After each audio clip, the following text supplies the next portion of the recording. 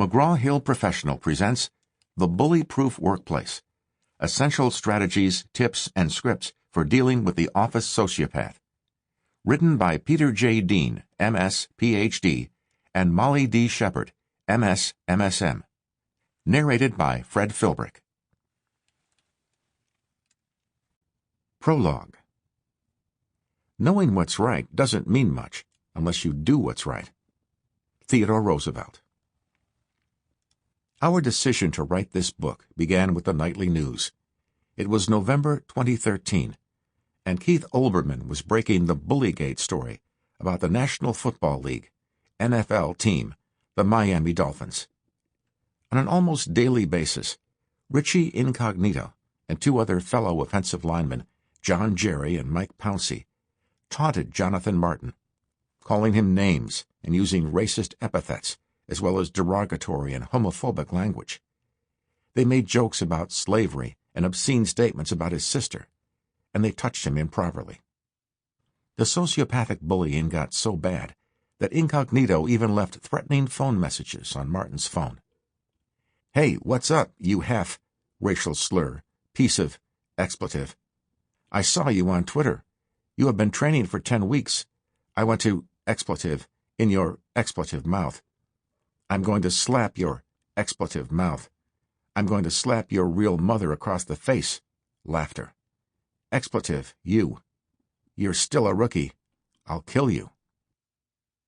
You'd think that Martin, a 6'5", 312-pound football player, would be bully-proof and not be intimidated by this behavior. But the reality was that he had no idea how to deal with Incognito and his pals. Ultimately, Martin abruptly left the team on October 28, 2013, and checked himself into a hospital to receive psychiatric counseling for significant emotional distress. As the controversy unfolded, Leiden Murtha, another Dolphins player, told Olbermann what many people think. Playing football is a man's job, and if there is a weak link on the team, it has to be weeded out. It is the leader's job to take care of it. As Bullygate unfolded, the Miami Dolphins coaches at first denied knowing anything about the hazing or bullying.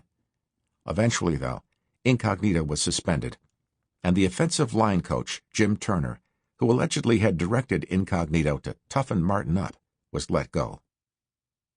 As we watched the coverage of this bullying scandal, we were struck by the similarity between the lack of know-how in dealing with sociopathic bullying behavior in the locker room and the lack of know-how in dealing with it in the corporate world.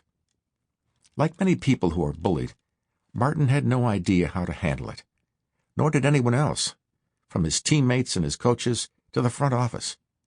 For the NFL, being tough and aggressive is part of the job, and for that reason, some people were at first reluctant to label what Martin had suffered as bullying. But by the time the NFL and Ted Wells, the independent investigator, issued the report of the incident investigation in February 2014, sports commentators and the Miami Dolphins head coach Joe Philbin were discussing the case in terms of acceptable workplace behavior, rather than questioning who said what. Coach Philbin agreed to cooperate fully with the NFL's inquiry into the hazing allegations and to accept its findings. In a few short months, many in the media and in the sports world had come to see that what had happened to Jonathan Martin was, in fact, no different from the bullying incidents that we are called in as coaches to resolve again and again in traditional workplaces. For most of us, the term bullying conjures up the schoolyard, the big kid who picks on the smaller one, often with a posse of hangers-on serving as witnesses and backup. In fact, schoolyard bullying remains rampant. In 2012, the David Matthews Center for Civic Life reported that every 7 minutes a child is bullied on a school playground, and 85% of those incidents happen without an adult's intervening. It also found that 100,000 children have carried guns to school as a result of being bullied. Yet many assume that kids outgrow bullying behavior and that adults can withstand encounters with a bully.